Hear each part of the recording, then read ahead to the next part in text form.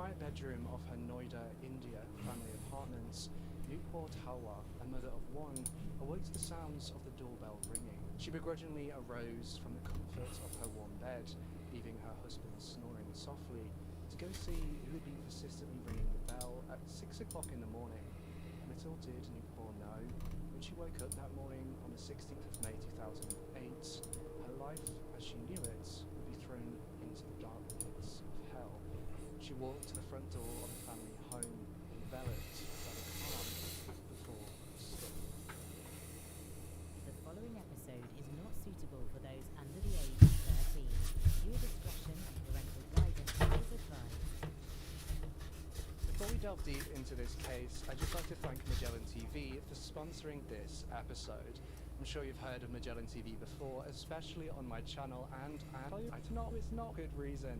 Magellan TV is my absolute go-to for all of my documentary needs. With a wide range of documentaries from space, nature to true crime, and with 4K at no extra cost, it's the perfect place to wind down after a long day, while still learning something new. Magellan TV actually adds between 15 to 20 hours of brand new content every single week, so if you're worried about running out of true crime content to watch, worry no more.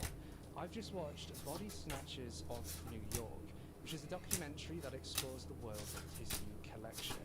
The world of tissue collection may seem questionable, but it is entirely legal.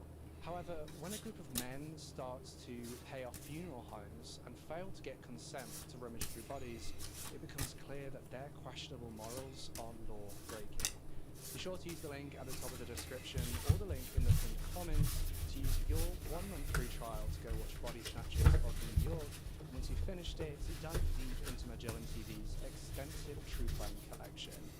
As I said before, new documentaries like Body Snatchers of New York are added to Magellan TV weekly, so don't sleep on this offer. Get your 1 month free trial using the links below, and thanks to Magellan TV for constantly supporting this channel and making content like this video possible. Our case starts in Noida, India. Noida stands for New Okhla Industrial Development Authority and is a planned city in the Gautam Buddha Nagar district. A planned city being a city that was thoroughly planned before being built on undeveloped land. Noida is on the outskirts of Delhi and in 2011 had a population of just under 700,000 people. The city of Noida is home to several famous Hindu temples, such as the Hanuman Temple in Sector 22 and the Shiv Mandir in Sector 31. Arushi Talwar was born on the 24th of May in 1994 to Rajesh Talwar and Nupur Talwar, who both worked in the dentistry field.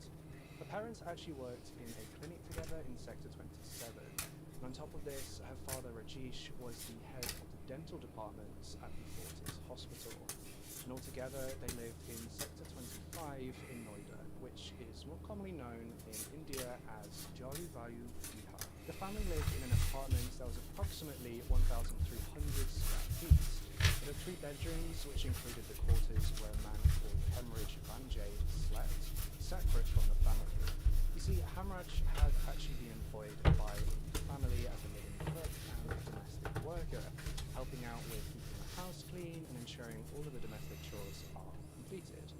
Hemraj's quarters also had their own entrance, which was separate from the front door that the family used. Rajesh and Nupur slept in the master bedroom, which was directly next to Arushi's room. Nupur kept a key for Arushi's bedroom on her bedside table, on the right-hand side of the bed that she shared with Rajesh.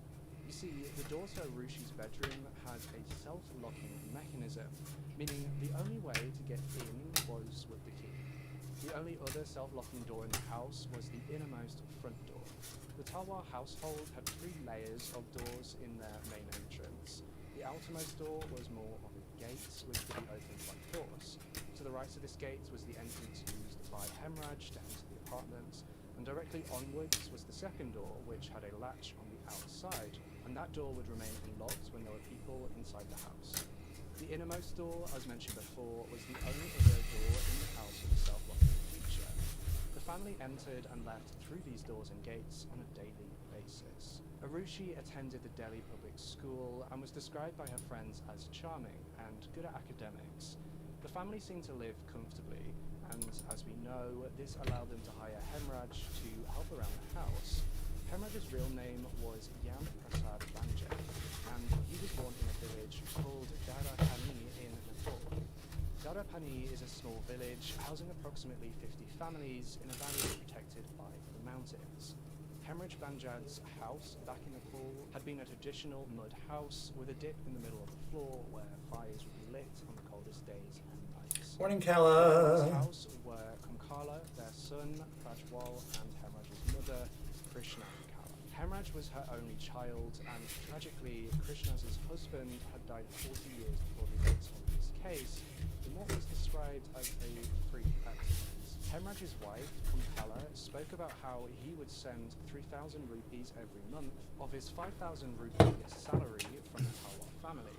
5,000 rupees today is approximately $66, and of that payment, he would send $39. Hemraj was keeping his family afloat through sending this monthly payment back to Nepal. Not much is mentioned about Hemraj's background, other than the fact that he had worked in Malaysia for a period of time, but didn't really enjoy it and told his family that he wouldn't ever go back there. Working for the Talwars, Hemraj often complained of Rajesh having a short temper and being overly strict. Hemraj had a son-in-law working the same profession as himself, a domestic living cook and house help, and his name was Jiva, and he worked for a family by the name of Singh living in Noida. On the 15th of May 2008, Nepal Kala, the control I just did, I learned from one of the books I got courtesy of you.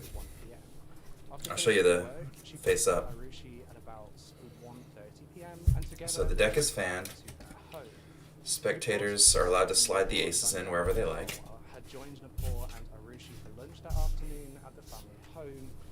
Square it up. You can watch them go into the middle. You can watch them be squared. We give the deck a single cut. And now they're all on top. Learned that out of one of the books that I got because of you. Rajesh returned home and was driven by his chauffeur, Umesh Sharma. Rajesh was dropped Hello, off Hair. by his chauffeur, Good morning. Umesh, at the front entrance to the building, while Umesh went to park the car. Umesh then drops off the car keys to Hemraj at approximately 9:40 p.m. Umesh claims to have seen Arushi and Paul at the dining table, and Rajesh coming out of his bedroom having changed out of his work clothing. Unbeknownst to Umesh, it's believed that he would be the last person outside of immediate household members to see Arushi and Hemraj alive. According to Rajesh and Nipur Talwar, at around 10 p.m, they had gifted Arushi with a digital camera as a early birthday present. You see, her birthday had been very close, falling on the 24th of May, but Nipur had decided and managed to convince Rajesh to give her the camera the day that it had arrived in May. Arushi, in her excitement, clicked several photos of her and her parents. The last photograph taken on this digital camera contains metadata, but revealed it to have been taken at 10:10 p.m.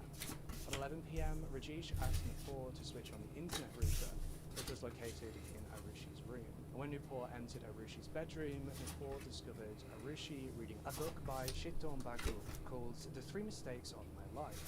Shitom Bagul is an Indian author and columnist who boasts a spot in the Times list of the top 100 most influential people in 2010. Shortly after Nupur switched on the internet, Rajesh received a call from the United States on the landline. He then browsed the stock market, looked at some dentistry websites, and sent one email. The last time Rajesh used the internet was logged by their router, and it recorded the time to have been 11:41 p.m. At around 12 a.m, a school friend of Arushi called Anmol tried to call her on her mobile phone, though Anmol didn't receive a response from Arushi. When Arushi didn't pick up, Anmol sent her a text message, but this text would never actually be received by Arushi's phone. The internet router recorded the last usage for anyone within the house to have been at 12:08 a.m. Now, not so much is known about the activities of Hemraj after he had his dinner at 11:30 p.m. Though we do know that in the time leading up to this day, he had told some of his friends that he had feared for his life. A housemaid that was recently hired by the Talwar family had been scheduled to arrive every day at the family home at 6 a.m.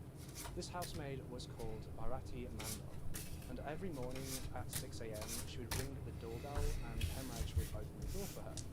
She had only been employed by the family for 6 days, but this routine at 6 a.m. with Hemraj had been like clockwork.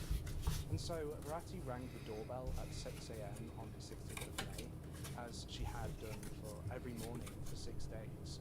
But nobody answered, so she decided to ring the doorbell a second time, and then a third time, before eventually Nupur rose out of her bed to let her in. Nupur had realized that the middle door had been latched from the outside, and speaking through the middle door to Bharati, had deduced that Hemraj had left early to fetch groceries. Nupur asked Bharati to wait outside until Hemraj returned, but understandably, she didn't want to wait outside, so she asked Nupur to throw the keys so that she could let herself in. Nupur threw the keys to Bharati from the balcony and tried to call Hemraj as Bharati had been letting herself into the house. Though the phone didn't ring at all and cut off almost immediately when Nupur had tried to call Hemraj. She tried once more, only for it to cut off a second time. By this time, Rajesh had climbed out of bed to see why it was up so early and to see what all the fuss was about. Though as Rajesh walks from their bedroom to the front door of the family home, he noticed an almost empty bottle of Scotch whiskey on the table. The whiskey had come from a concealed bar that the couple kept in the living area of the house, and Rajesh knew that he certainly hadn't drunk the Scotch, so who had? Alarmed, Rajesh asked Nupur if she had left the bottle there or if she knew who did. Nupur had no idea, but fearing their daughter might have some involvement in the mystery, the couple ran to Arushi's room to check on her. The door, which could only be unlocked from the outside or opened from the inside, had been unlocked. This was strange because, as mentioned before, Arushi's bedroom door had a self-locking mechanism. Good morning, Hitman 9936. You want to see some magic? Nupur and Rajesh rushed into the room and found Arushi lying dead on her bed. Seat 2, seat 3 will get a king or a queen. Seat 4, seat 1 is me. Seat 2, seat 3 should get the king now. Oh no, it's 10. Damn, did I get the... Oh damn, somebody bottom do that. Good morning, and yes, alright.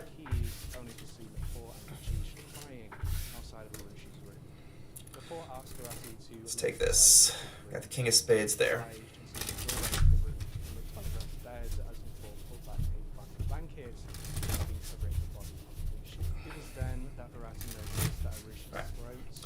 So hopefully you now have no idea where the king of spades is, and that's the idea. So I'm going to wait for to see the word go in the chat. Whenever you type the word go, I'm going to start dealing cards down onto the table. Whenever I see the word stop, I'm going to stop. Okay? Whenever you're ready.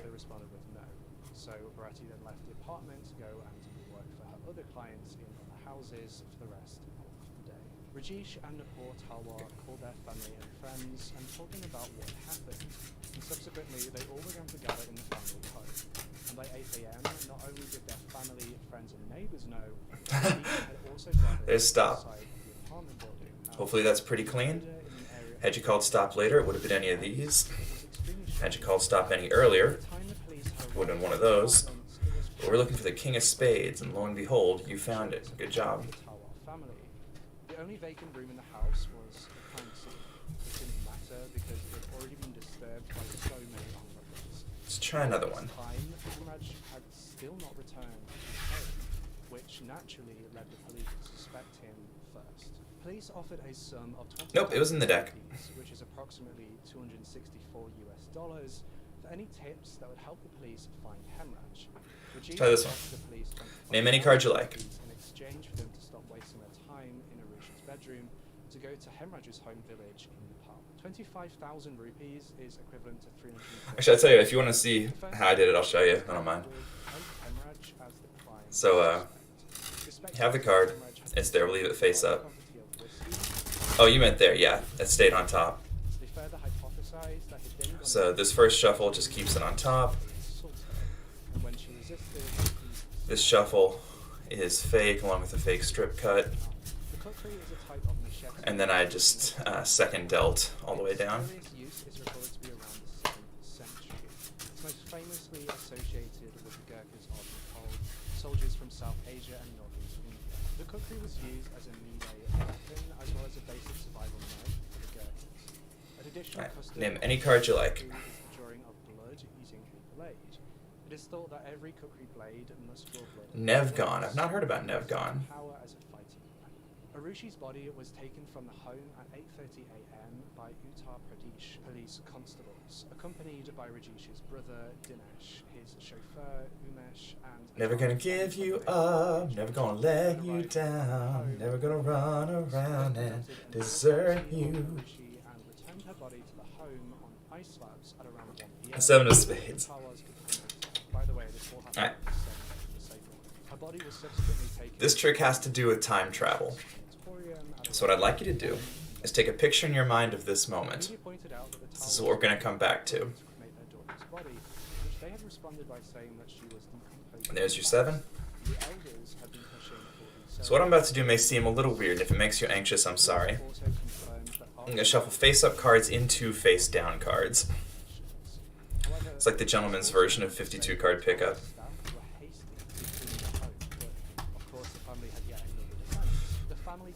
And that should leave us with cards at various positions throughout the entire deck. And here's where the time travel comes in. Just like that. And it takes us back to this position with just your card face up. The compounder, called Vikas Sethi, admitted to police that he and 3 others had tried to dispose of the mattress on the terrace, but the found terrace door to be locked. They then got told by an old lady passing by to put the mattress on a neighbouring terrace instead. Umesh asked Tawa's neighbour to remove the terrace, which they had provided, allowing the mattress to be thrown out.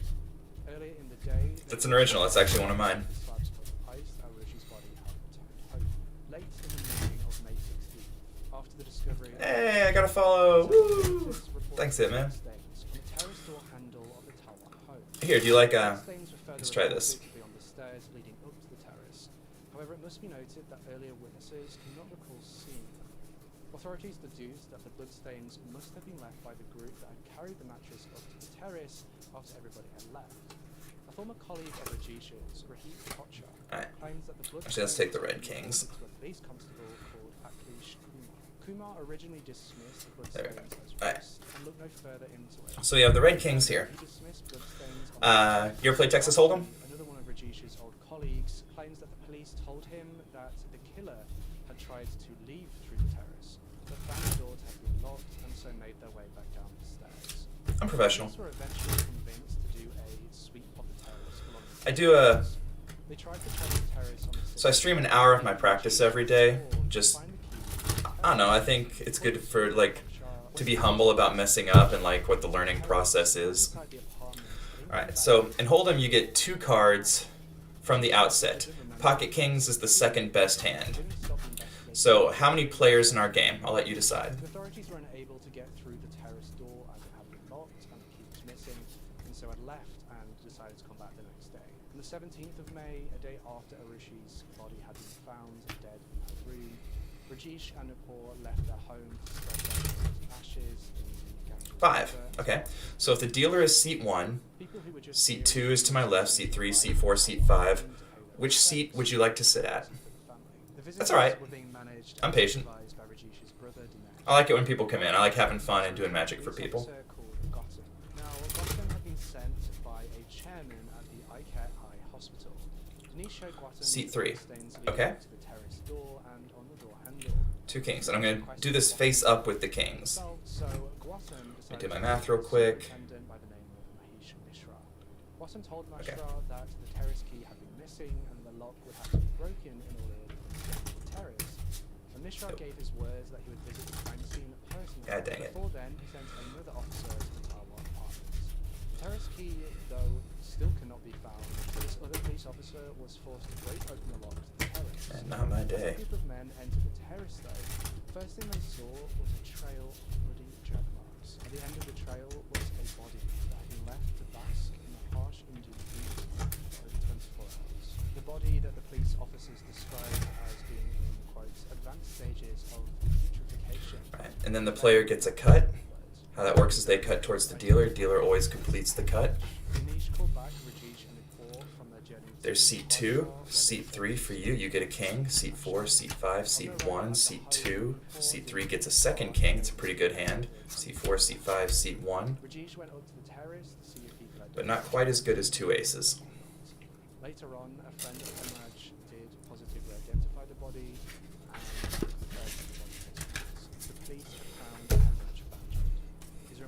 try another way. But what happened to Hemraj? How did he come to be on the terrace? How was his death linked to Arush's? Kings go on top. And Rajesh made their journey once again to Aces to various positions over here. Rajesh had entered Arushi's time of death as 2 a.m. in the priest's records. Both Arushi and Hemraj had received similar wounds before their deaths. Arushi had a blunt force injury on her forehead. Yeah, stacking a deck does require a little bit of math for sure. Where was I going with this? Okay, so we're 5-handed, you're in seat 3. Okay. The injury to her forehead had caused a cut 4 centimeters by 3 centimeters. If you want, I'll actually discuss it with you if you're curious. Okay. Ooh, let me do a player cut, and we'll do this thing. There we go. Okay, so seat 2, seat 3, seat 4, seat 5, seat 1, seat 2, seat 3, seat 4, seat 5, seat 1. So then there's 3 cards dealt to the table, that's the flop.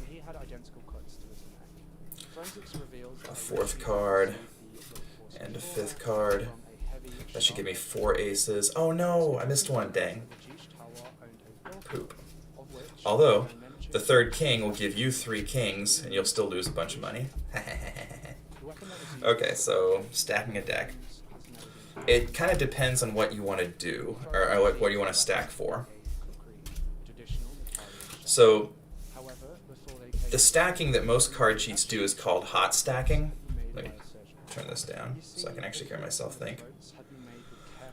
So hot stacking is done with the cards that you see hit the table in the previous hand before you deal. So let's say I see... do the dealers in casinos know that people like me exist? They can't do the stuff I do, but only amateurs try to cheat casinos. Casinos will catch you. Professionals know this. If you really want to make a lot of money as a card sheet, which I don't recommend, you're looking for the home games with the doctors and the lawyers. So, I'll do this face up. So let's say I see the 2 aces and the 2 kings hit the table the hand before. Here's what I usually do, is I usually roll dice. Oh my, okay, so we're going to have 6 players, and just for the variety's sake, actually, for demonstration's sake, let's do 6 and 3. Alright, so what does this tell me? This tells me that we're going to have 6 players, the sucker seat is going to be seat 6, and that my friend is seated at seat 3. So I want to control the aces to 3, and I want to control the kings to 6. So the first thing we do is what's called a prep shuffle. So I've got king, king, ace, ace, right? So to get them to hit the table in the right order, I want it to be king, ace, king, ace. Otherwise, we'd hit king, and then ace, and then ace. We both have ace, king. So the first one is called a prep shuffle. I strip one of the kings off into the right hand. So I've got king, ace, ace over here. And then I run that king under 2 cards. Like that. So now it's king, king, ace, ace. Alright. So, then we get into the math.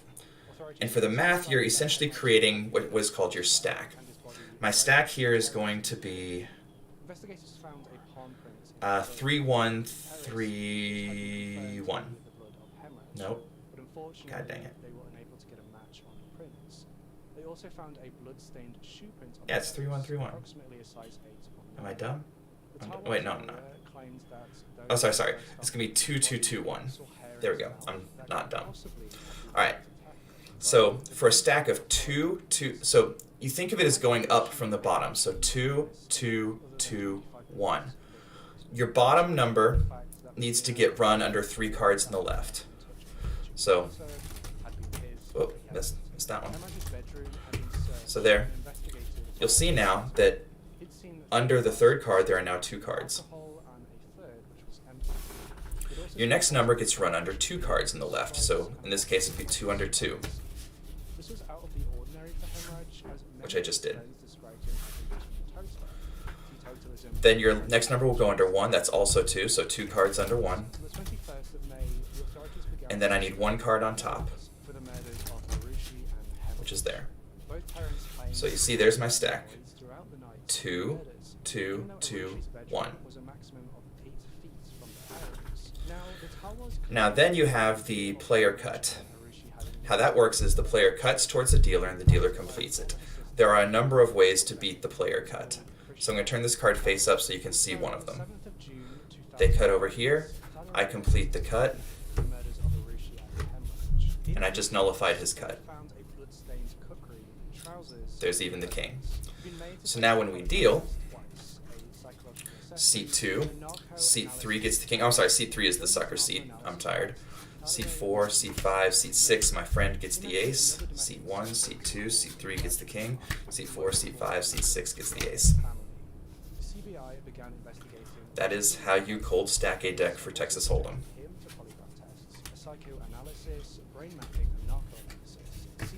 Now that is to say nothing of false dealing, which is also part of it. So let's talk about false dealing. No, seat 1 always gets dealt last. Alright, so false dealing. Let's say I'm the dealer, and I know that ace of spades is on top of the deck. Now that's one of the best cards in the deck, so obviously I don't want you to have it. So I need some way to be able to deal cards to you without... Goddammit, what is my issue today? Without dealing you that ace.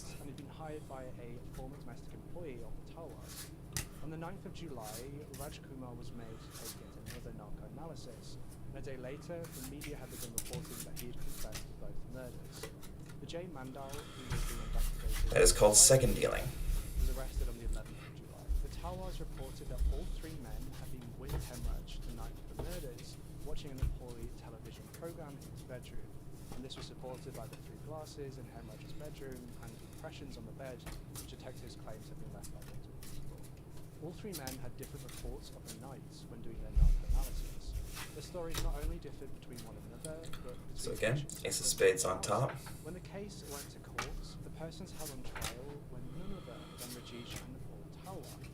The Tawar's defense placed the blame on the police, stating that they were only blaming the parents to make up for their quote.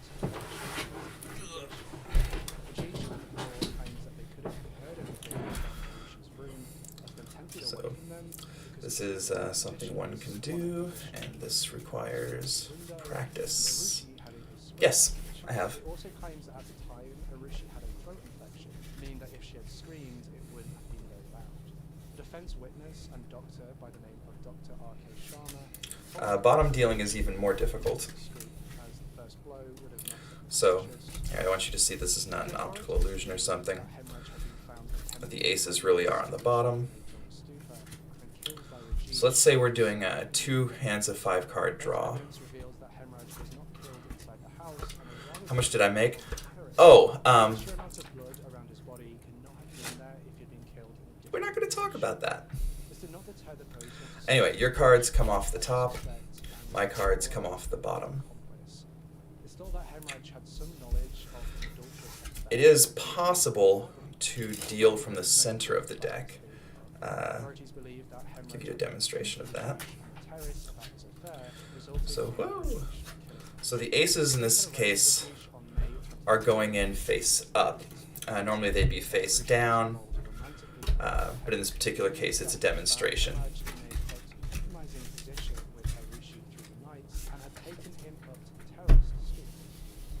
I'm very okay with dark humor. Love dark humor.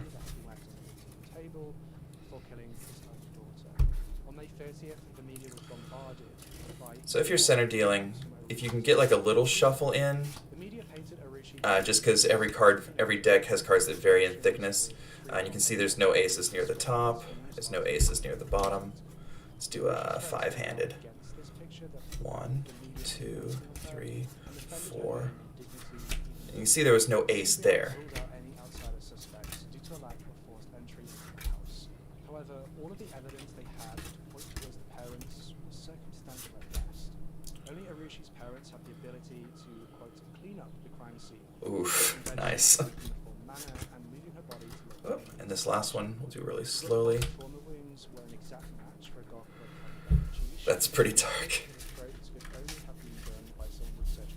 especially considering your name. Stains or DNA on the golf club to tie it to the murder, nor was there any of Hemorrhage's blood on the Talwars clothing. Unfortunately, this wasn't enough to sway the jury, and both Rajesh and Paul But faith brought them together. Ah, that's a good one. I'm kind of anti-religion myself, so yay! Carla, the wife of Hemorrhage, had been pushing the authorities to look that he killed her husband. Carla lived back in Nepal with her son and Hemorrhage's mother, living on the money that Hemorrhage would send them from his salary each month. And since the death of her husband, she'd been insistent that the Talwars murdered Hemorrhage. She defended him. See the aces there? He was involved with the 13-year-old, claiming that Arushi called him uncle. She stated that she had Take care, man. evidence in the Indian judiciary system, but lost all hope when she realised that the Talwars were the culprits. She said in an interview conducted by India Today, quote, "We are an extremely poor family. We did not know the Talwars were the culprits. We are shattered." It would have been virtually impossible for a family as poor as Carla's to have a legal battle with a family as well off as the Talwars. With little knowledge about the Take care, man. nor would they know where to gather the money or knowledge to start a case against the Talwars. She claimed that the Talwars had already owed 6 months' worth of salary to Hemorrhage prior to his death, and had no sympathy for his family when his body had been found. She told the media that Hemorrhage had been threatened several times by the Talwars, and that Rajesh was extremely short-tempered, claiming that sometimes Rajesh would chase and beat Hemorrhage over trivial and unimportant things. 15 days before his murder, Hemorrhage had called his wife to tell her that the Talwars suspected him of leaking family secrets to outsiders, telling her that even Rajesh's brother, Dinesh, had taken one look at him and had been suspicious of him. He told her that they had threatened his life if they were to find out he was leaking family secrets, to which he had assured them that he hadn't been. Carla has desperately tried to get her story heard by the media. The only way she could describe it was that nobody cared about the poor man that died because he was poor. Carla never got to see her husband's body and has never had closure for his murder, which she says has left unmeasurable. Although the prosecution tried their best to paint Hemorrhage in a way that would make him seem nothing short of devious, Carla never once believed the rumours that her husband had tried to bear Arushi. Arushi respected Hemorrhage and his family, and had once sent a gift to his son Prajwal back in Nepal. Carla stated in an interview with OpenTheMagazine.com that if she ever saw the Talwars, she would, quote, pour kerosene oil on them and burn them alive. She says that they have destroyed her life and that God will never let them rest in peace. In January of 2011, the CBI moved to close the murder cases of Arushi Talwar and Hemorrhage Banji. Rajesh Talwar, outraged by this, started a petition to prevent them from closing the case. This petition was rejected by the magistrates. However, in February 2011, the closure sheet drawn up by the CBI was converted into a charge sheet against Rajesh and Nepal. Once again, Rajesh and Nepal Talwar drew up petitions to rebuke their summoning by the courts and sent them to the Allahabad High Court and the Supreme Court. Both courts denied their pleas, and their trial began on the 11th of May 2011. The Talwars had 3 solicitors, all of which had worked for them pro bono. The trial was long, and the Talwars based their offence on putting the blame on the 3 men who had been suspects for a brief period of time. The Talwar solicitors were given access to the crime scene investigation information, witness statements and photographs that the prosecution were relying on for their case. They were not allowed to see enough analysis reports of Fadaray, Rajkumar and Val, as these reports were not even available to the public. On the 25th of November in 2013, the court found Rajesh and Nepal Talwar guilty of the murders of Arushi, their daughter, and Hemorrhage. The couple were charged as guilty for double homicide and destruction of evidence, and shortly after the deaths, the Talwar couple began renovating their apartments. On the 26th of November, the couple was sentenced to life imprisonment for the 2 murders. In January of 2014, the Talwars fought their verdict in the Allahabad High Court. They called that the verdict that had been given was a miscarriage of justice and that the defence solicitors had not brought forward points that proved their innocence in court, only defence against their guilt. On the 12th of October 2017, the murder cases of Arushi Talwar and Hemorrhage Banji were opened once again, and Rajesh and Nepal Talwar were acquitted. The court stated that the evidence brought against the couple was not enough to be able to say without reasonable doubt that the 2 had committed the crimes. To this day, the cases of Hemorrhage and Arushi remain open. As the media continuously slates the police for botching the original investigation. The case has inspired several creative projects, such as the 2015 films Ashla and Talba. A book titled Arushi was also released in 2015, siding with the parents, claiming they are victims of quote miscarriage of justice. And that's everything that we have for you in today's case. A special thank you to Magellan TV for sponsoring this episode. I think I might have goofed it there. An even more special thank you to my following Patreon members for their support. Lady Janice, 2, 3, 4. No, I didn't. Nice. G, Oh, wait. Trisha Luna, David X, Casey Monks, Samantha O'Hara, and Sissy Monks.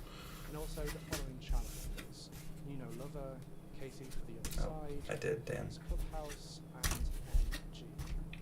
With all that being said, see you.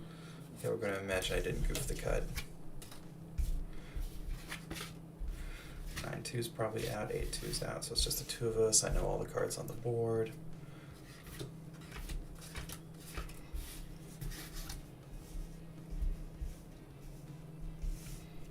I can let another one hit the board. I can let one more hit the board. Yep, I know I win.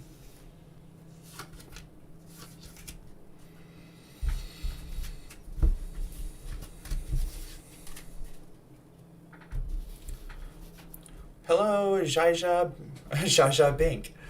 You looking to see some magic? Monday, the 27th of September, 1982. Bear, Texas, United States. Unexplained Of course you may. emergencies rock the local community. See what we got here. Puzzling doctors and scaring parents. All right. Lost on for the doctors and the authorities to find out what exactly was causing these sudden and unexpected medical Grab a emergencies. card. In this particular case, we have the 10 of spades. Here you. You can see the 10 right until it goes into the middle.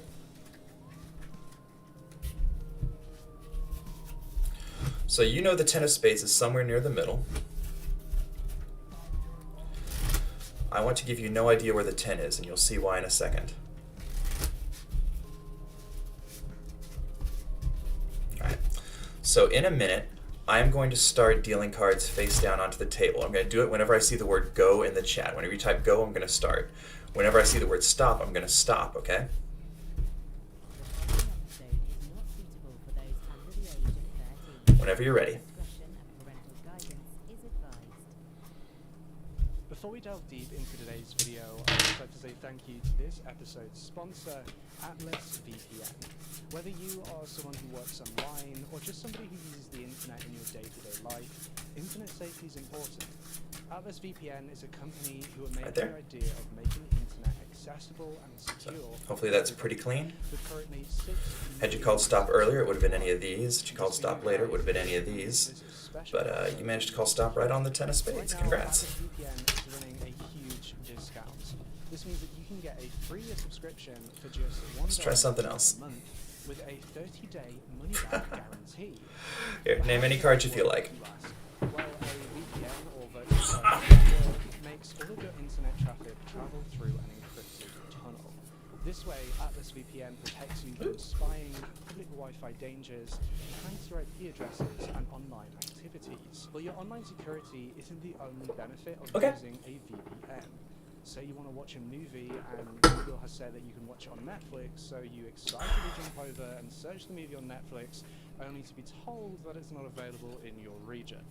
Using Atlas VPN, you can switch your location to any country you want, meaning you can use American Netflix, Canadian Netflix, literally get access to the catalog of any country that Atlas VPN supports. So what are you Four waiting spades. for? Go to the link at the top of my description or hit the link at the top of the pinned comment to secure Alright. your 3 years. So this trick has to do with time travel. So what I'd like you to do is take a picture picture in your mind of this moment, because this is the moment in time we're going to come back to. Okay? For sponsoring this episode. Now back to the case. Before we jump There's into your 4 this spades case, there in the it's middle. important Now what I'm about to do may seem a little strange, and if it makes you anxious, I'm very sorry. But I'm going to shuffle face-up cards into face-down cards. It's kind of like the gentleman's version of 52 card pickup. This article is read and part of the sources in the description down. And that should leave us with cards at various positions throughout the entire deck. Thursday the 13th of So here's where the magic comes in. And just like that, we've gone back in time. May not believe me, but look. There we are, right back at that picture I told you to take in your head. Janine grew up in a financially stable and fortunate household, living in what could be considered to be a mansion and going on regular excursions with her family and siblings. It appeared, at least from the outside, that Janine's family was happy Bruh. and supportive of one another. Janine was actually Here, let's children that would ultimately be adopted into the family. Richard Jefferson let me try. Actually, oh man, I could. Okay, so I can try one I came up with several months ago. It's pretty tough to do, but oh, thanks, I appreciate that. If you're willing to forgive me if I fuck it up, I'll give it a try. Her father Richard demolished this property in order to clear the land to make way for his new nightclub, which he wanted to build there. The nightclub, which he called the Kit Kat Swim Club, boasted a large dance floor. Also, if you're interested in like card cheating, I'm willing to demonstrate some of that too.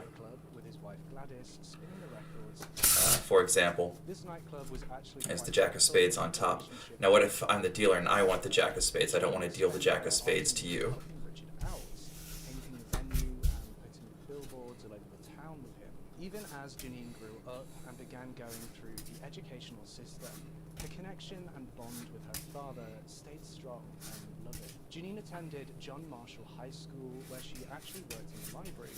She was known by her peers as being someone who was kind of bossy, as when her classmates would be working in a manner that she didn't think was correct, she would tell them what to do.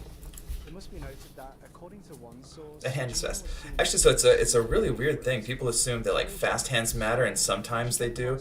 What really matters is smooth hands. That's what like makes stuff look real. You want to look relaxed. Let's try this one. high school.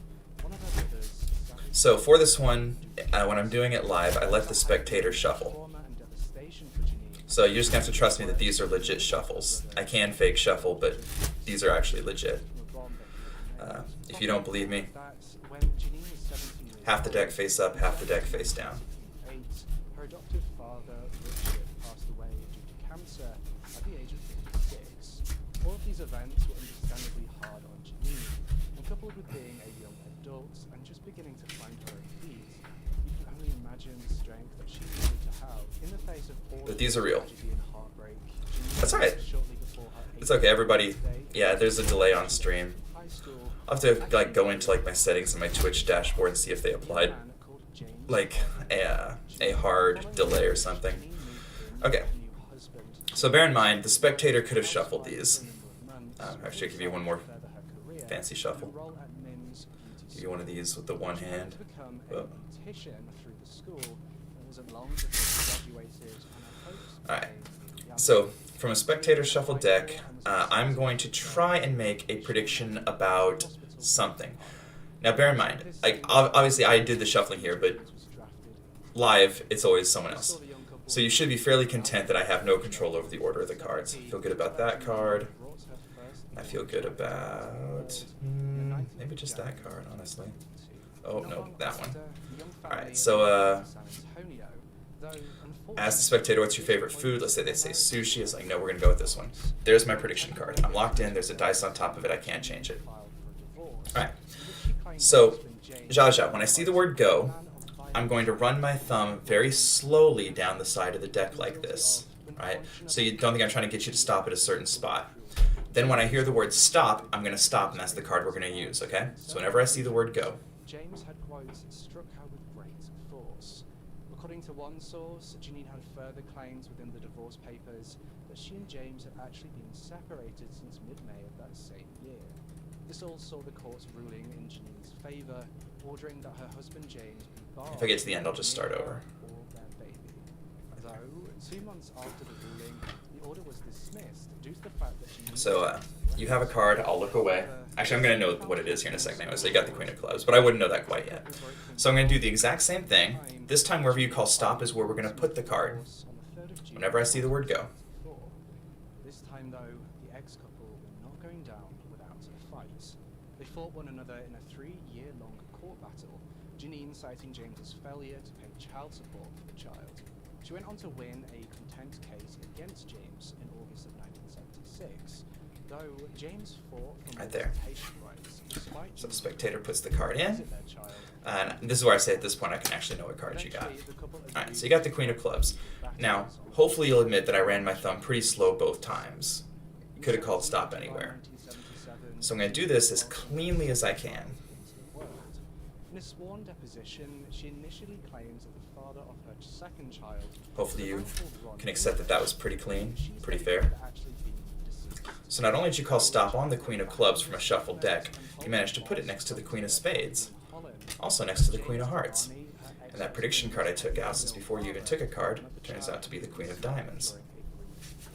Now that trick is not mine. I show you that trick so I can get into the trick that is mine. So for my trick, the 4 queens that you found, these are going to kind of act as my lovely assistants for this trick. But before they can act as my lovely assistants, I need the spectator to select a card, so I just have them touch a card. Let's say they touch this one. I would not know what that is. Everybody memorizes the 9 of Diamonds as long as somebody remembers what it is. The end of the trick shouldn't be too bad. And then I ask the spectator to do one more thing for me, and that is to keep an eye on my cards. I don't like people touching my cards. We'll put a dice on that to make like it was your finger or something. So, look here. We're going to take our little collection of queens, and they're going to tell me particular things about your card. So, for instance, this queen here on top, this queen tells me that you looked at a red card. Is that right? All right. This queen second from the top, this one tells me that you looked at a diamond.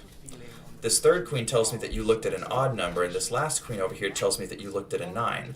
So based on all this information, I'm going to go out on a limb and say you looked at the 9 of Diamonds. Sound about right?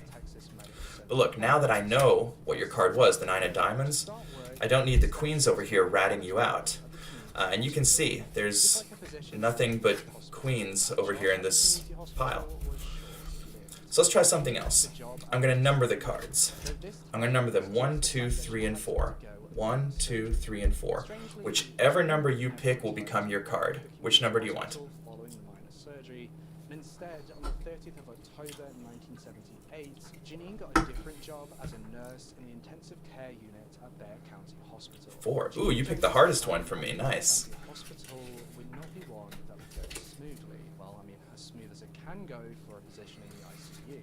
It began when a 6-day-old. So let's try something else. Let's I'm going to take your 9 here. I'm going to put it face down amongst the queens. Now, why have I done that? I've done that to alter this pocket of reality in hopes of altering another pocket of reality. Actually, this is mine to teach because I came up with it. So if you're really curious, I'll show you how it's done.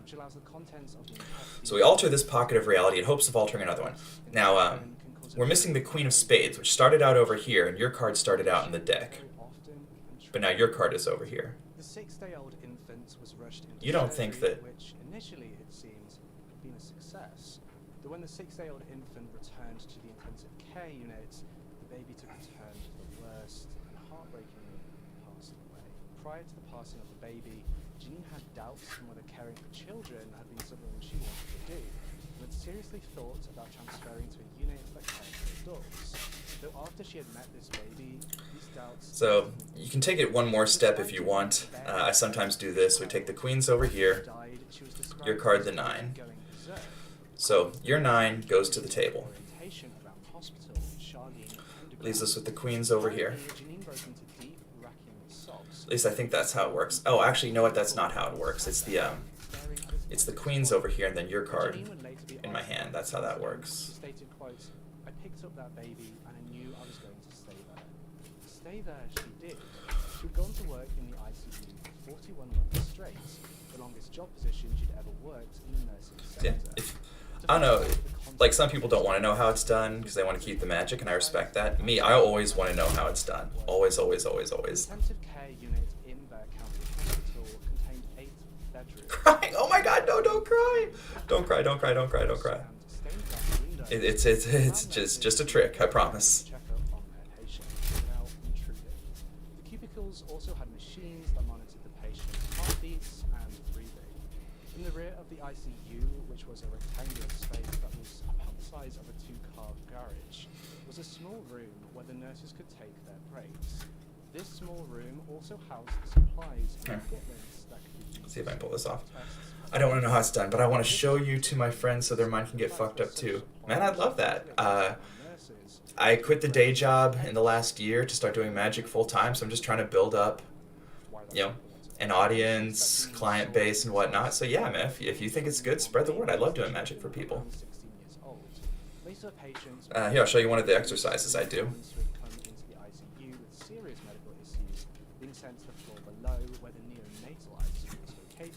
Queens go at various positions in the deck. You see, Janine works in what is known as a pediatric ICU, place where You can watch me square them up. recover from surgery or to receive treatment for other medical You can give a cut to, well, you can give a cut to bury them a little further. ICU at Bear County Hospital. So the dice will tell me how many players are in our game. Only one, that's boring. 2, fine. Located next to a hospital. This meant that there was a rotating group of medical students coming through the ICU, guided by doctors who also taught at the University of Texas. Those doctors, though, weren't present in the ICU throughout the whole day, didn't work there full time. With the doctors coming and going, it was more vital than ever that the nurses on the wards were on their A game. ICU nurses are, by the nature of the job, subjected to high pressure. Okay, and then the player gets a cut. Oftentimes, it came down to the ICU nurses to prevent a medical disaster. So 1 player, 2 player, 1 player, 2 player, 1 player, 2 player, 1 player, 2 player. Mentality more or less immediately. It's further important to clarify the difference between LVNs and RMs. According to nurseregistry.com, RMs or registered nurses. Let me try this one. LVNs, licensed vocational nurses. So this is called twisting the aces. We're going to do it with queens just because I have queens. So here are the 4 queens. Now the goal of twisting the aces, no matter whose version is, you want to get the aces, or in this case the queens, to flip over and show their backs like that, but without physically turning them over.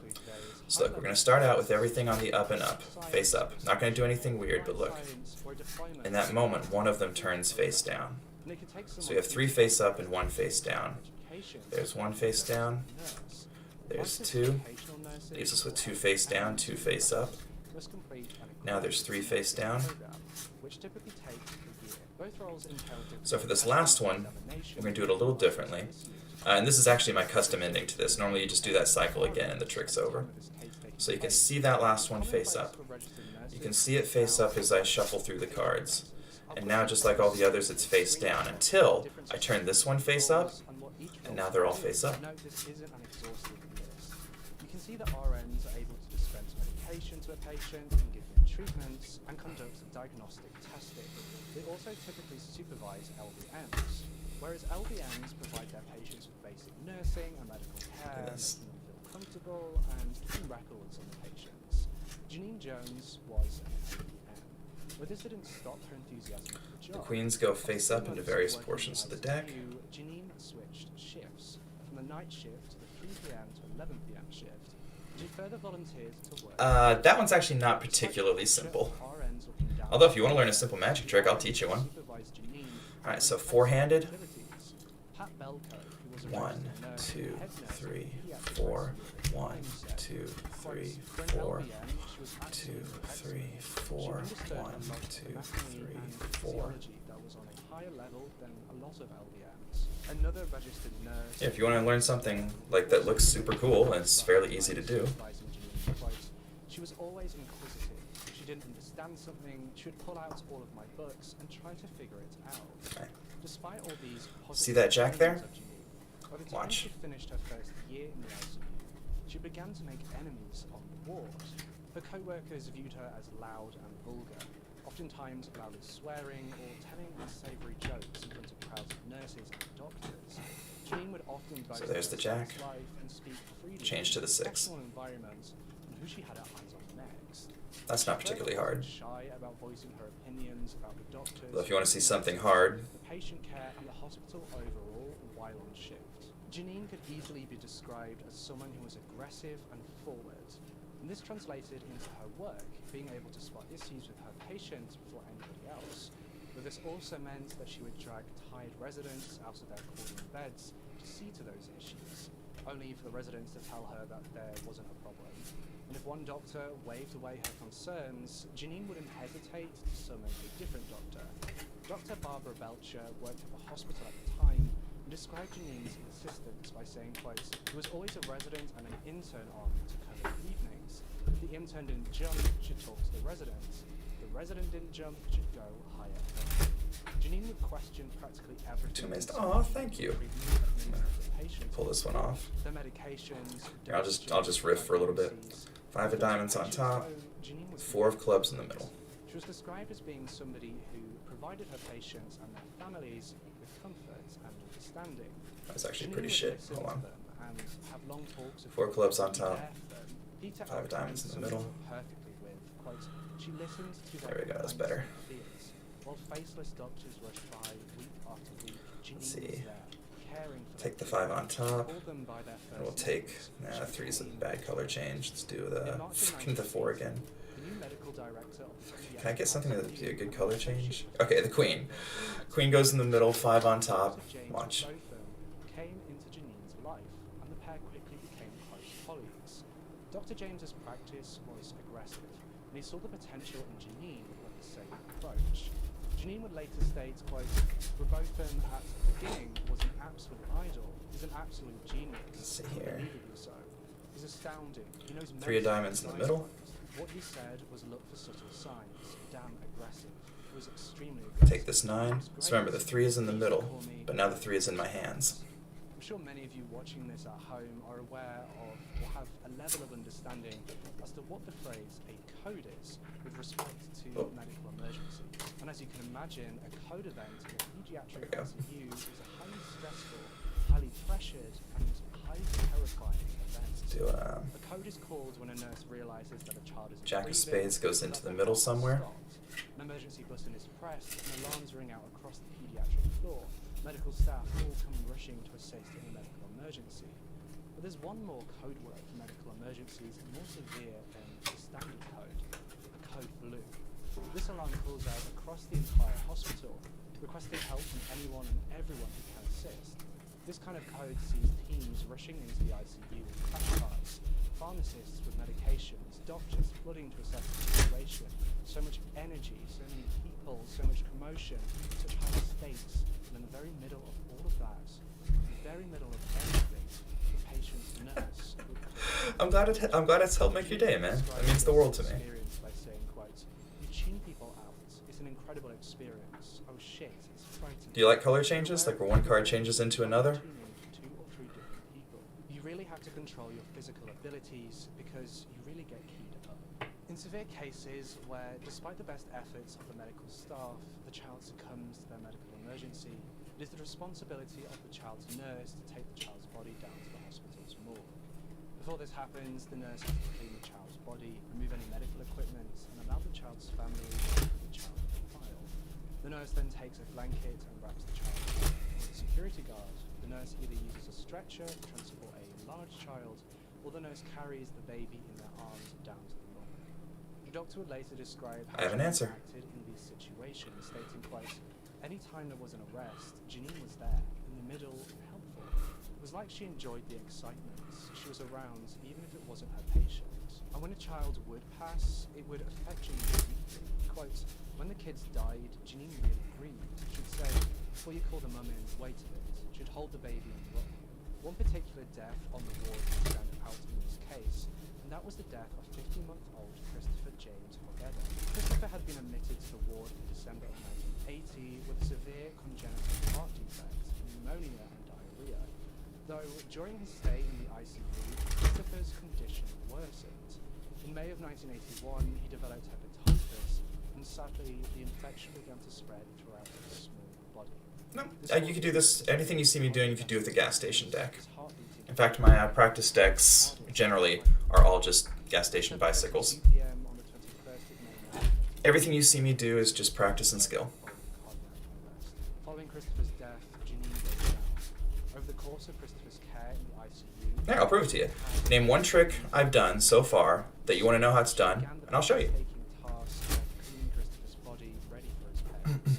Now that she had done so, she waited, sat in a chair, clutching Christopher to her chest. The nearly unexplained and sudden death in the ICU that year, with 9 more children dying in 1981 suddenly, though there had actually been far more unexpected medical emergencies which had not resulted in any fatalities. Quote, began to happen more Show you one of the exercises I do. Have you ever played Texas Hold'em? Patients would come into the unit sick but suffering from problems children had been able to live in the car and die. Was there some mysterious germ in the air? The nurses wondered. A San Antonio version of Legionnaires. Months rolled into summer of Okay. 1981. So imagine we're playing Hold'em. Worse on the I have the 2 red kings here. How many players at our table? The patient I thought was stable. She'd come on and I'd find out the patient had a bad spell, had seizures or codes. That happened consistently. Another nurse would tell of her experience of caring for a child the previous night and coming into work to find that her patient had passed. Quote, I struggled with it for 8 hours. The kid was still alive. Day shift had it for 8 hours and the kid was alive. You needed to come in for 3 hours and the kid was dead. On the 10th of October 1981, 6-month and 3-day-old Jose Antonio Flores passed away in the ICU after being admitted a few days prior with fever, vomiting, diarrhea, and dehydration. On Jose's 3rd day on the ward, he began to develop seizures and had to be taken to have a brain scan conducted. Though, while he was undergoing this 2 plus or minus 10? cardiac arrest, 2 to 10? Sure. doctors and nurses Actually, I think 8 is the max at most home games, so 2 to 8. ICU. It was in the ICU that medical professionals realized that Jose was breathing uncontrollably, causing him to go into cardiac arrest again. The doctors and nurses worked hard to revive Jose, but after 15 minutes of their best efforts, they had to quit. It's interesting to note that Jose's cause of death was listed as cardiac arrest caused by bleeding, but the cause of the bleeding was listed as unknown. And despite this, no autopsy was carried out to determine the exact cause of the bleeding. And Jose's medical records detailed that Janine Jones had been with Jose during the brain scan when he first went into cardiac arrest. It may seem clear to those of you with medical experience now that the likely cause of such uncontrollable bleeding had been to do with the blood's inability to clot effectively. And you'd be right in thinking that, as this issue had actually presented itself in a multitude It's okay. No, don't apologize for being multilingual. You're ahead of most people. Good job. Blood thinner. Dr. Robotham quickly became worried about heparin, something that Yeah. the doctor 2 to 8. How many players would you like? I can also use dice for it if you'd like. Blood. Had there been a faulty batch of heparin, or was something more sinister occurring on his ward? Dr. Robotham decided to implement an emergency protocol, which meant that whenever a nurse drew heparin, another nurse had to be present to witness it, and both nurses had to initial the bottle. 6. Okay. Hospital, meanwhile, So if I am seat number 1, seat 2, seat 3, seat 4, seat 5, seat 6, where are you sitting? Extra blood sample to send to the lab whenever a child developed an unexpected medical emergency, so that they could run tests to see what exactly was happening. Sadly, it wouldn't be long for another child to undergo such an unexpected event. At 8:12 p.m. on the 22nd of December 1981, 25-month-old Seat 5. Alright, do you want me to do this with the kings face up or face down? arrest. She'd been admitted to hospital a few times prior to undergo gastrointestinal surgery. And on the 21st of December, she had been hospitalized after suffering from diarrhea, dehydration, and a possible inflammation of internal members. Face up. Despite being given fluids and medicines to fight a suspected Okay, and you're at seat 5 in a 6-seat Dorothea went game. into cardiac arrest and died. Okay. The nurse that had been there when she had died, Janine Jones. After she had finished her nursing notes on what had happened, she was overheard saying, a legend in her own right, Merry Xmas, Dora, I love you, Jones, LVA. As the world welcomed in the year 1992, Dr. Robotham finished up his review of the death that had occurred in the ICU, and this report showed no evidence of any issues. The hospital administration relaxed. There hadn't been a problem, just coincidences. For one nursing administrator, And then the player gets a cut. They cut towards the dealer. Dealer completes the cut. she didn't find anything solid. Tragically, Seat 2, seat 3, seat 4, seat 5, that is you, seat 6, seat 1, seat 2, seat 3, seat 4, seat 5, seat 6, seat 1. You get the kings, which isn't quite as good as my 2 aces. Rolando was subsequently placed on a respirator to assist with his breathing, and for a few days, everything seemed to be going well with the newborn child. That was until the 30th of December. Rolando unexpectedly began to seize, seemingly in no cause. Brain scans yielded no results.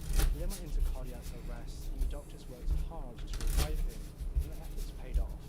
Though on the 1st of January, That is called riffle stacking. the baby's blood pressure fell drastically and began bleeding from all the needle sites.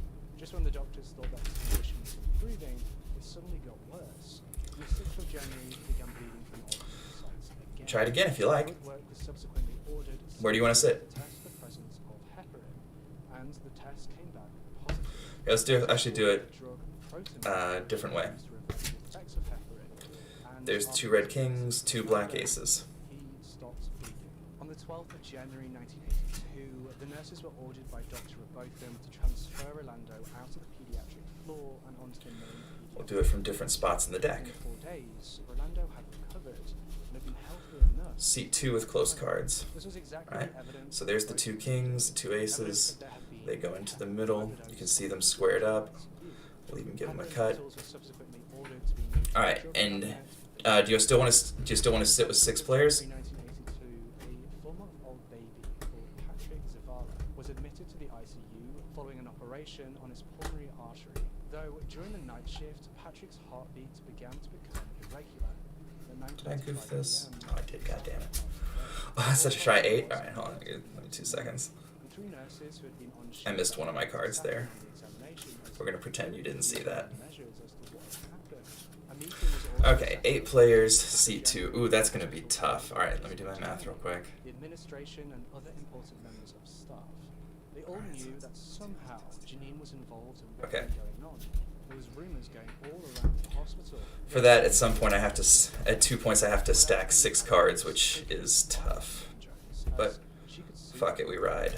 It was decided that they would continue an internal investigation and that they would be fired. And the result of their investigation was announced on the 2nd of March 1982. The hospital decided that they would move the pediatric ICU to an all-registered nurse staff, and that the LVNs, aka Janine, would be reassigned to other places within the hospital, and the other LVNs that had been on the ward were assigned good jobs. I'll show you this. So there's your king on top.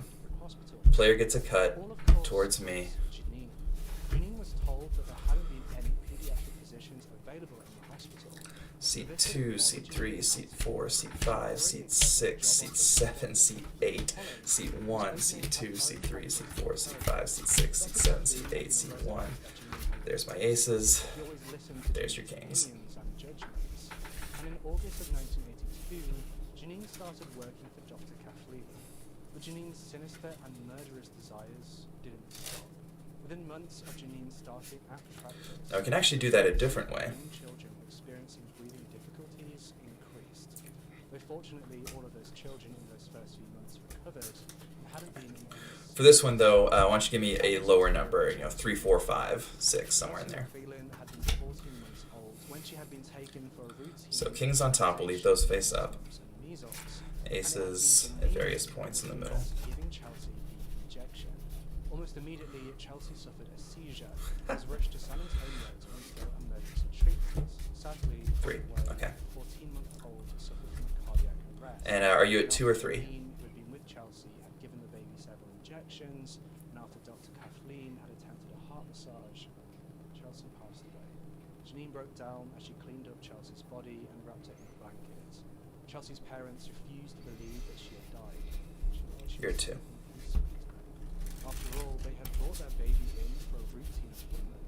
How could this have happened? What had gone wrong? Chelsea, Dr. Kathleen, Janine, and Chelsea's parents travelled to Sid Peterson Hospital, and Chelsea's body was taken down to the morgue by Janine. Dr. Kathleen then immediately ordered an autopsy. This had been such an unexpected and strange Player cut. emergency. What had happened, she was desperate to find out. As Dr. Kathleen awaited Alright, so seat 2, seat 3, seat 1, seat 2, seat 3, seat 1. For the autopsy, it was determined that Chelsea had died from To the flop. or sudden infant death syndrome. Chelsea's mother You're probably feeling pretty good about yourself. screaming and fainting at her daughter's funeral, so much so that her family sent her to get psychiatric help. Dr. Kathleen hadn't been the only one to notice something was very wrong. The doctor at Sid Peterson Hospital had uncovered the unusually high number of baby beds at the hospital that Janine had previously worked at. This doctor realised quickly that Janine had been doing something to the children. And so, with the committee at the hospital, they asked Dr. Kathleen to come in and questioned her as to whether she had been using 6-phenylcholine at her practice, which is a very powerful muscle relaxant. Dr. Kathleen explained that she did have some in her office, but she hadn't used it. It was then that the police were secretly informed.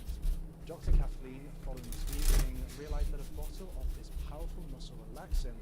Let me see if I can pull off something I came up with a while back. Janine about the meeting, and Janine suddenly announced to Dr. Kathleen that she had found the bottle of muscle relaxant that had gone missing, though the cap for the bottle was gone. On the 27th of September 1982, while Janine was on her lunch break, Dr. Kathleen decided to go and examine the bottles of muscle relaxant that she had. Both of the bottles were nearly full. However, something caught Dr. Kathleen's eye. A small pinprick hole in the rubber stopper of one of the bottles. When Janine was questioned about this, Alright. she couldn't give a Well, thanks for swinging by, man, and thanks for the follow. suggested that they just Hope it helped make your day. to avoid any questions. This immediately alarmed Dr. Kathleen. Though, before she could act, another crisis struck. Janine told Dr. Kathleen that she had overdosed on doxepin, a drug used to fight anxiety. Janine was rushed to have her stomach pumped, but it became quickly clear that she hadn't actually overdosed at all. She had only ingested 4 of the pills and faked a semi-coma. Dr. Kathleen discovered that another bottle of the powerful muscle relaxant that she had ordered had gone missing. And on the 28th of September, Dr. Kathleen fired Janine. So think about the tricks before I go to sleep. Alright, well, I hope it helped make you happy. That's what means the most to me. Sleep well, take care of yourself. Hospital were suspended. Her husband divorced her, and then Janine tried to defame her. On the 12th of October 1982, a grand jury in Kerr County organised hearings on the 8 children that had developed medical emergencies at Dr. Kathleen's clinic and on Chelsea McClellan. As a result of this, Chelsea was exhumed on a test to see whether there was any presence of the powerful muscle relaxant 6-phenylcholine. And this test came back Take care, man. Every day from 11 a.m. to noon, so every day at this time. injection of this muscle relaxant. Though nobody had seen anyone do it, there was no proof that it had been her. In February of 1983, another grand jury in San Antonio held hearings on the 37 Aw, suspicious thank deaths you. of children that had occurred Take at care. County Medical Center Hospital. Janine's co-workers testified, and the deaths coincided with Janine's time at the hospital. There was no proof. The missing bottles of 6-phenylcholine were revealed to the grand juries, and the first grand jury in Kerr County indicted Janine Jones on 1 count of murder and several charges of injury to 7 children that had been injected with the muscle relaxants. Janine faced a possible sentence of 99 years and was held in jail with a $255,000 bond. In November of 1982, the second grand jury in San Antonio indicted Janine for injuring Rolando Santos with a deliberate injection of heparin. There were 2 separate trials in this case, with the first commencing on the 15th of January 1984 for the murder of Chelsea McClellan and for injury to the other children. Here's an extract from an article covering this trial. Quote, prosecutors said Janine Jones had a hero complex. She needed to take the children to the edge of death and then bring them back so that she could be acclaimed their savior. One of her former colleagues reported that she had wanted to get more sick children into the intensive care units. They're out there, she supposedly said. All you have to do is find them. Witnesses testified that she would contradict herself by telling one person she had injected a specific type of substance and another person that it was something else. All in all, her pattern of behaviour was clearly suspicious, including the fact that she had asked for an educational seminar specifically on the use of 6-phenylcholine. Yet her actions may actually have been inspired by a more mundane motive. She liked the excitement and the attention it brought her. There was no doubt that her behaviour had escalated and that she had taken more serious risks. The children couldn't tell on her. They were at her mercy. She was free to create emergencies over and over. It was Munchausen syndrome by proxy, getting attention from doctors by making someone sick. At Janine's second trial, it was more or less the same story. A statistical report was presented during that trial which stated that children were 25% more likely to have a cardiac arrest and 10% more likely to die. And in October of 1984, she was further found guilty on the charge of injuring Rolando Santos. This saw her sentencing total 159 years, though with the possibility of parole. Janine had been suspected of being responsible for the deaths of other children at the hospital, though horrifically, the Bay County Medical Center Hospital shredded £9,000 of pharmaceutical records. Where are you from, and what should I call you? I live in Kansas City, Missouri, or Kansas City, Kansas, in the United States, and my name's JT. Which was settled out of court. Janine was denied parole in 1989, and then every 3 years up until If you want to follow me on Instagram, it's at JTEMagic. innocent. In October of 1988, That's where I post a lot of my new stuff. and confessed to the murder of Chelsea McClellan and for injuring Rolando Santos during a routine parole interview. In 2018, Janine had been scheduled for mandatory release as a result of a Texas law that had been implemented to prevent prison overcrowding. But the prosecution refused to let this happen. On the 25th of May 2017, Janine was indicted for the murder of 11-month-old Joshua Sawyer. Janine tried to fight these new charges, though in April 2019, a judge denied her request to dismiss the new charges that had been brought against her. And on the 16th of January 2020, Janine pled guilty to the murder of 11-month-old Joshua Sawyer that had occurred almost 4 Your first check. Thanks again for the chicks, before JT. December Take care, man. 1991. Thanks for swinging She was by. subsequently sentenced to life in prison. And that brings us to the end of our coverage of this case. Make sure you subscribe to this channel and hit that bell icon so you can be notified every single time I post a brand new true crime video just like this one. Thank you to Atlas VPN for sponsoring this episode. Be sure to use the link in the description to grab your deal today. If you guys want to join in while we go through true crime cases live, we actually did go through this case live. I think it was like a 5, maybe 6 hour long stream. Now head on over to my Twitch channel. We do true crime deep dives every Saturday at 10 PM UK time, which is 10 PM Pacific and 5 PM Eastern. But we don't just do true crime deep dives though, we also every Monday, Wednesday and Sunday at 10 PM UK time, 2 PM Pacific and 5 PM Eastern, we hang out together and play games like Animal Crossing, Stardew Valley, Pokemon, My Time at Porsche, and Minecraft and that kind of thing. So don't miss out, head on over to twitch.tv/JoshMiles and hit the little heart button to follow me over there. I'm trying to get to 1,000 followers over there, so I would really appreciate any support. It's completely free, so hopefully we'll see you there. We do also do charity live streams, and in the last charity live stream, I was live for 13 hours, and we managed to raise $750 for the DNA Doe Project. You can find a link in the description and in the comments. With all that being said, I'll see you in the next case. A special thank you to all my Patreon members for helping keep this channel afloat, but especially thank you to my lead investigators for all of your support. If you'd like to support this channel for less than $5 a month, then head on over to patreon.com/it's Joshua Miles. For less than $5 a month, you'll get early access to videos and access to scripts and also polls on cases. If you or someone you know has been affected by issues covered in our programming, including this episode,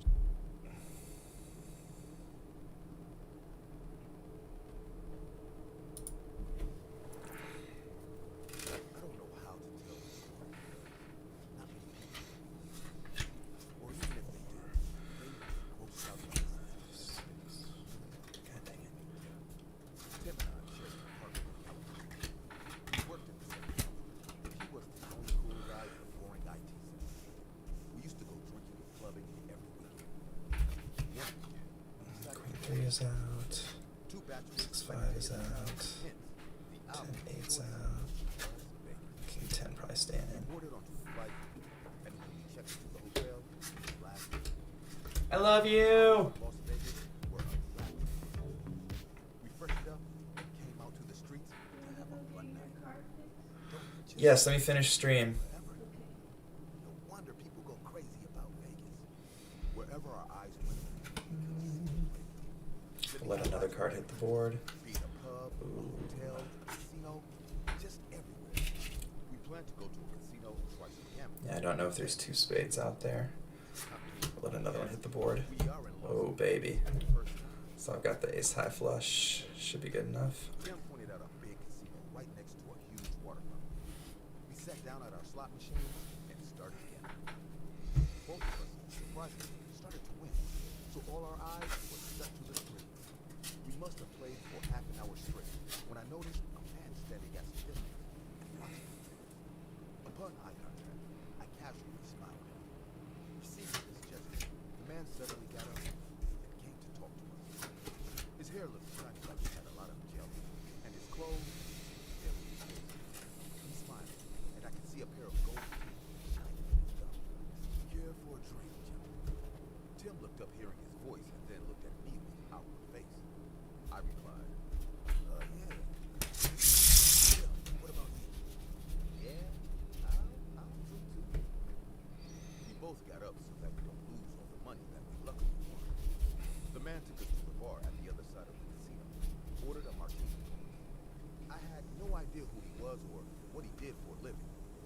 was sure he is some rich dude capable of spending money on others.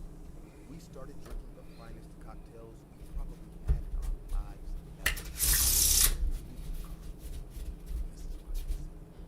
This is your first time in Vegas? Yeah. Sudden weekend trip. I see. So you two just want to spend your first night at Las Vegas heavily in what do you mean? I mean, don't you young fellows want to have some? Tim and I exchanged looks, not having a clue what Rupert was talking about. Understanding our dilemma, Rupert grinned, flashing his gold teeth once again, and said, I have a fun alignment located in the basement. It's not for everyone, just some special customers. You can have drinks at best girls. They know how to take care of young fellows like you guys. If you know what I mean.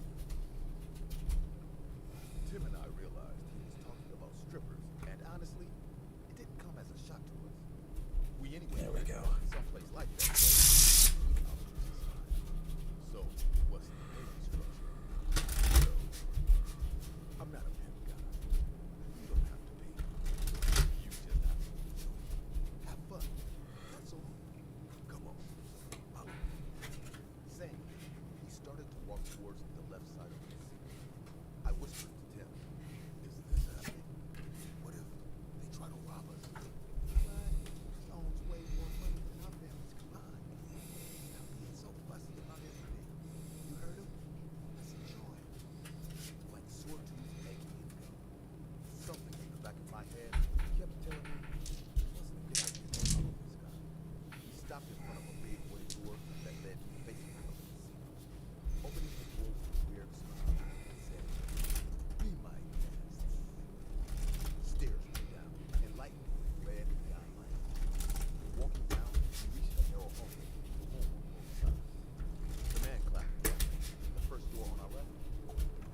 A girl with red curly hair, purple shiny eyes out on her left. She was wearing night suits that revealed her figure. Needless to say, she flickered a fire in our hearts. Welcome. She then knocked on the door on the opposite side, caked out to a girl named Sophia. Now, Sophia was more beautiful than her. Her chocolate-covered skin and black, long braided hair made her look like Minnie Mouse. Something's not right. The redheaded woman pointed towards me and whispered something into me. They both chuckled tightly, and then Sophia came. Will you be my knight in shining armor? What? My phone didn't speak. The redheaded woman then grabbed Tim's hand back in the room. Sophia did the same too. And Rupert smiled and left with a joyful face. I sat down nervously while Sophia gave me a glass of wine. I took one sip of it, and she came close to my face and said, I'll be right back. Don't forget to finish your drink. she went to the washroom.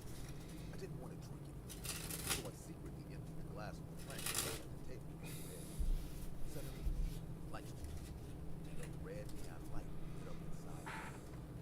The washroom door opened, and I saw Sophia walk into the bed and stand beside her. I couldn't see anything clearly as the weird red light blurred my trunk of vision. Come on. Love me now. I heard her repeat the voice one more time and lay on the bed and kissed her. I went to kiss her, but I got close. A foul smell choked my nose. The smell was of a strong chemical. I touched her cheeks and her face and felt it so dry and cold. What happened? Kiss me. But this time, as she spoke, I realized her voice was coming from a distance. Like I was in bed with someone else and she was speaking on behalf of that person. Not realizing what the hell was going on, I looked up at the ceiling and saw a camera recording. Getting all freaked out, I jumped from the bed and turned on the flashlight on my phone. What I saw made me vomit right away. Sophia was nowhere. Like she left. You want your burritos? Instead of her, Ooh, no, I'm not quite hungry yet, but I'll take a smooch. Okay. the body preservation, which almost turned it into a mummy. Turn off the light. You're ruining the mood for our audience. What? What the hell is going on here? Just do it. Make love with it like it's an actual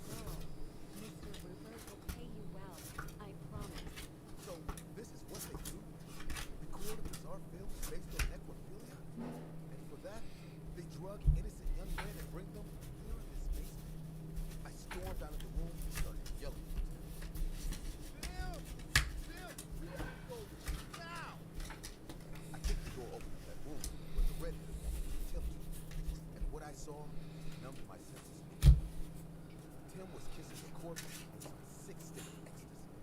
He had no idea what was going on. I didn't have to guess that he drank the same drink that I was offered a few moments back. Phil! Stop it! Stop this, Phil! I ran towards him and started pulling him away from the corpse. He was out of his senses, but somehow I grabbed him and ran upstairs. I heard the redhead yelling at me. I told you, never leave the room. I have other plans. I can't keep watch on everyone. Sorry, but it makes me disgusted to watch what they do here. I promise, it won't happen again. Someone stop them! My shirt was unbuttoned. Tim was only in his trousers. We stormed out of the basement and into the sea. Everyone looked at us like a pair of drunks who couldn't handle things.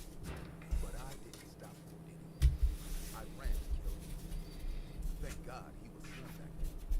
We came out of the casino and never looked back. I can't explain how we returned to our hotel.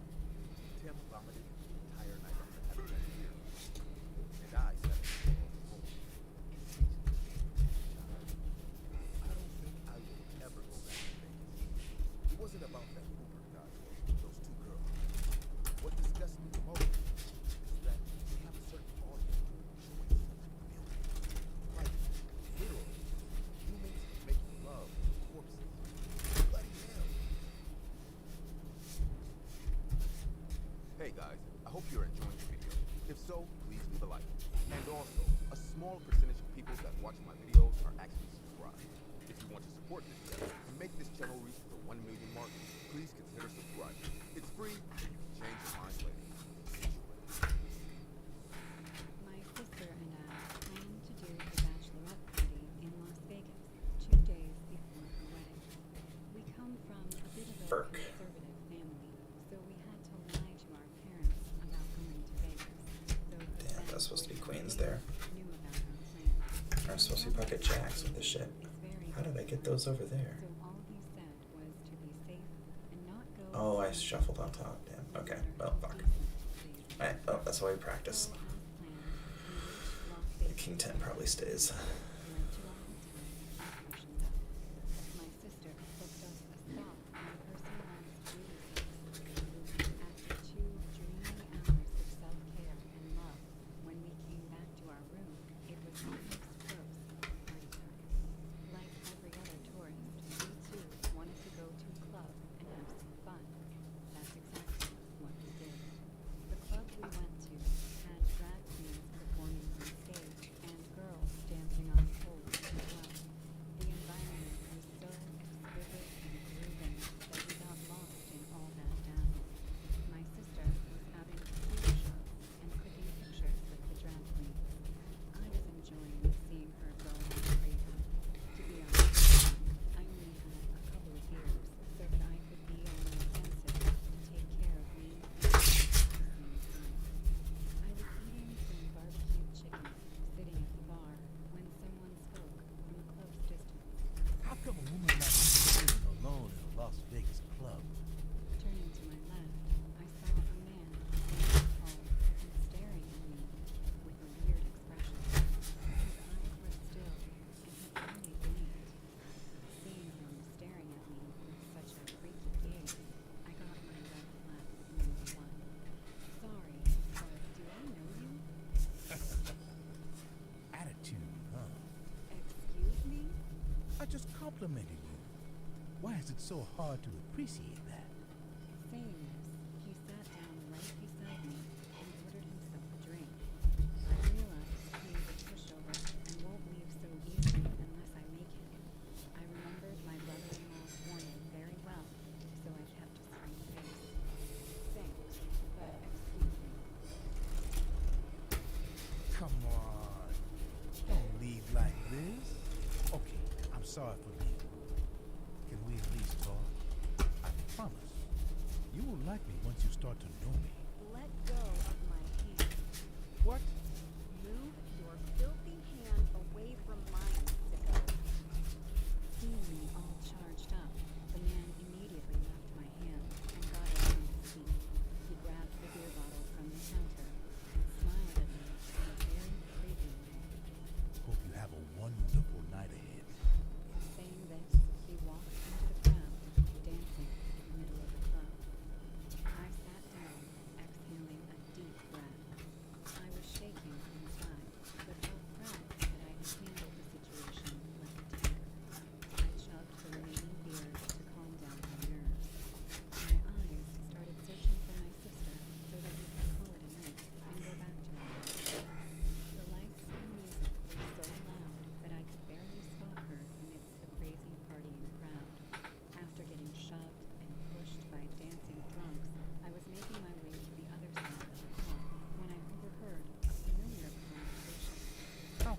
woman like you sitting alone in a Las Vegas club?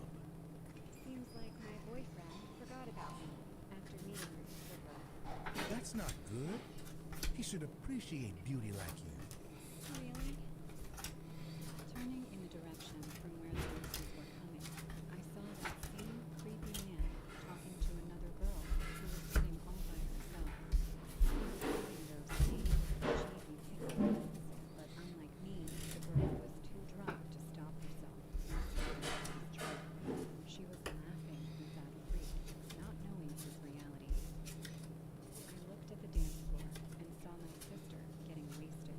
I wanted to take her back to the hotel, but I was worried about this other girl too. My instincts told me that this guy was way more evil than a casual flirt. Slowly, the guy got up, taking the girl in his arms.